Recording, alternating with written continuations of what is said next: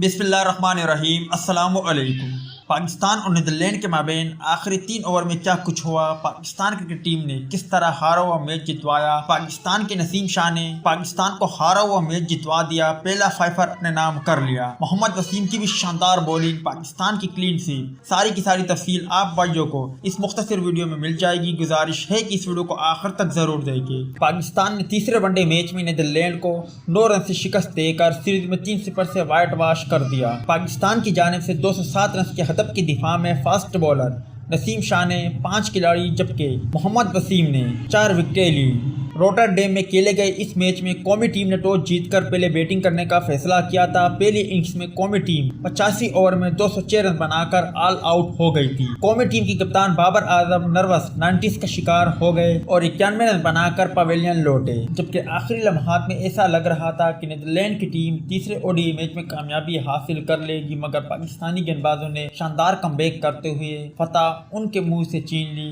और यूं Pakistan cricket team ने व्हाइट वॉश फतह हासिल की। पाकिस्तान की जानिब से नसीम शाह ने उम्दा बॉलिंग का मुजाहरा करते हुए 5 जबकि मोहम्मद वसीम ने 4 खिलाड़ियों को आउट किया। उम्मीद है दोस्तों कि आज के मुख्तसर वीडियो भी आप भाइयों को पसंद आई होगी।